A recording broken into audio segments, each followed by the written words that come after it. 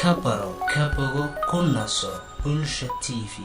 xoghayaha xiriirka gobolada iyo degmooyinka xisbiga cadaaladda iyo daryeelka UCID mudane Cabdiqani Ibrahim Salafi oo ku magac dheer kabtanka ayaa tababar 5 cisho uga socday hotel Ambassador u soo xidhay gudoomiyaasha gobolada ee xisbiga cadaaladda iyo daryeelka UCID tababarkani oo ku saabsanaa sidii loo dardargelin lahaa hanashada bulshada reer Somaliland iyadoo tababarkani ku saabsanaa sidii kor loogu qaadi lahaa dardargelinta uu hiigsanayo xisbiga cadaaladda iyo daryeelka UCID sidii uu ku laha hogaanka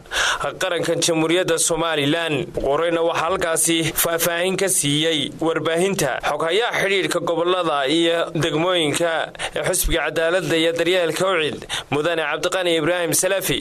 shir u socday xisbiga UCID gaar ahaan gobolada halkan waxa jooga hareerahayga dhammaan mas'uuliyiinta xisbiga heer gobol iyo heer degmooyin la joogan ee gobolada 6 gobol ee Somaliland waxaan marka koowaad halkan uga mahadnaqayaa Ilaahay subxaanahu wa ta'aala inuu suuro galiyay inaanu shir isugu nimaadno inteedaasi shirkaasi oo daaranaa sida loo wada ogsoon yahay waqtigii aanu qabsanay shirkii golaha dhexe xisbiga aanu ku shaacinay madaxweyne ku-xigeenka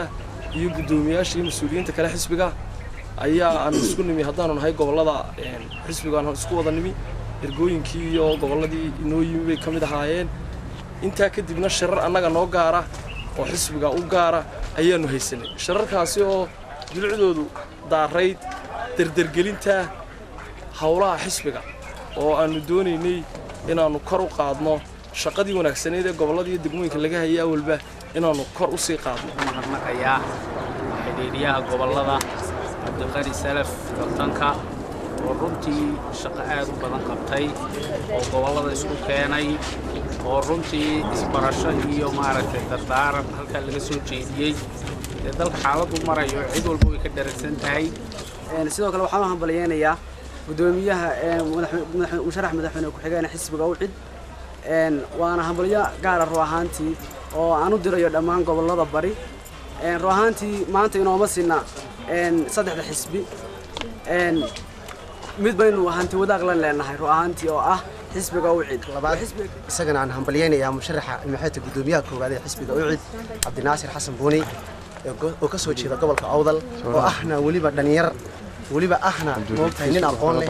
ninna kartideeda leh nin daacada kuna sifoobay nin dhalinyarta la shaqeeyo waa ogtiin saddexda xisbi waxa la rabaa in la inaga maamulo gobolada galbeed in la inaga maamulo waxaan daacadnimadii Faysal ku haynaa inuu madaxweyne ku-xigeenkiina siiyo miyaa wali aragteen waxayna siiyay madaxweyne ku-xigeenkiina siiyo miyaa aragteen maanta waa maalintii